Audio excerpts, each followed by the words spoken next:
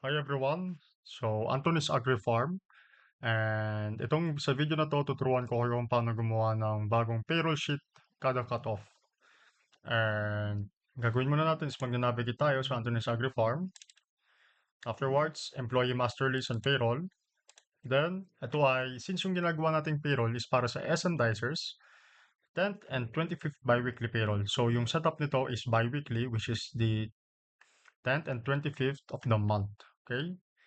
Afterwards, dito makikita nyo dito, um, may mga folders and dito ay kada cut-off. So sabihin natin, July 16 yun, and gagawa ka ng panibagong folder. Palagi. Bakit? Para organize yung files natin and may record keeping tayong maayos, no? So dito, since July 16 na, ano yung pwede natin gawing payroll ngayon? July 1 to 15. So ang format lagi dyan is yung month, yung days covered sa cut-off, bracket, kailan yung release date. Okay? I-press mo yung create. Pag nag-create ka, magkagawa sila ng folder. Ngayon, before ka pumasok sa folder na yun, ang gagawin mo muna is kakopy mo yung from previous payroll na ginawa nyo. Copy, Control C. So makikita mo item copy to clipboard.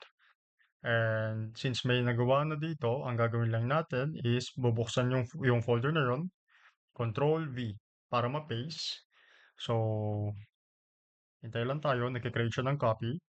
So, afterwards niyang mag-create ng copy dito, ang mangyayari dito ngayon is dito, ang gagawin mo is i-rename mo siya para dun sa payroll na yun, which is yung payroll, yung cutoff na yun, yung release, tsaka yung days covered, okay? So, once ma-rename mo siya, bubuksan mo siya, makikita mo dito, may ganito siya, mga tardiness summary report. Ito yung from previous cutoff and ituturo ko to sa inyo lahat. Don't worry. From beginning to the end, process dun sa payroll, kada cutoff. So, since yung warning letter, hindi pa natin to kailangan, sa bandang pahuli pa to. And makikita nyo dito, so may mga sheet 19, sheet 20. Ito ay para sa audit or sa match-match. So, i-delete lang natin sila since hindi natin sila kailangan.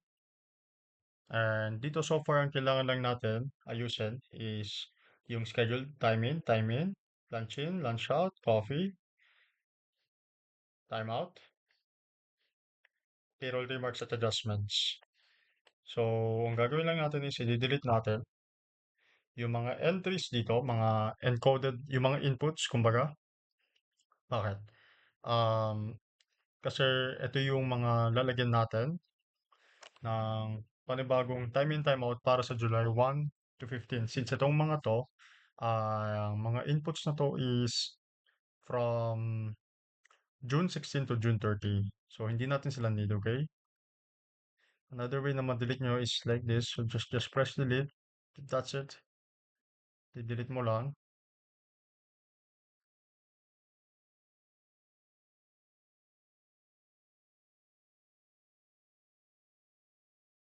So, i-delete nyo lang yung mga entries once again.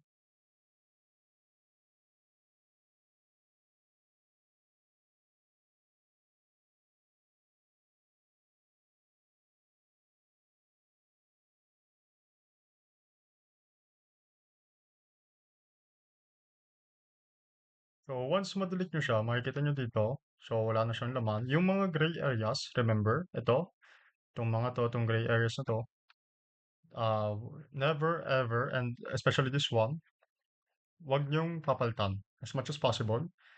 If ever man sabihin natin may bagong employees or may bago tayong hire, ang gagawin nyo lang is i-add nyo sila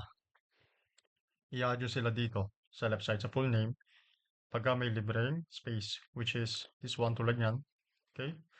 Since hindi naman need organized talaga yung timetable, hindi naman need talaga organized na kada branch ay magkakatabi. Kasi gagawin natin yan dito sa bandang payroll. Okay? So, na-delete nyo na lahat ng mga inputs dito sa timetable. Ngayon, ang gagawin na natin is itong summary. I-empty din natin, of course.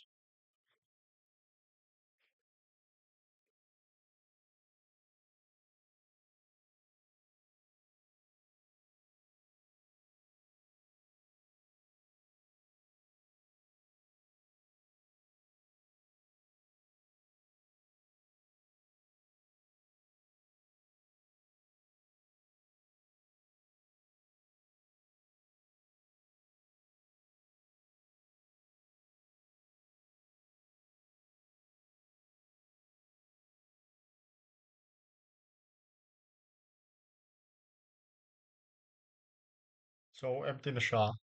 And papalitan lang natin dito yung payroll date niya. Siyempre, July 25, 2026. Then, afterwards, punta tayo sa payslip. Check natin, wala naman. So, kaya siya may mga gantong deductions dahil dito yan sa payroll setup na to. And gagawin lang natin dito is i-delete lang din natin yung lahat ng mga deductions dito. Okay.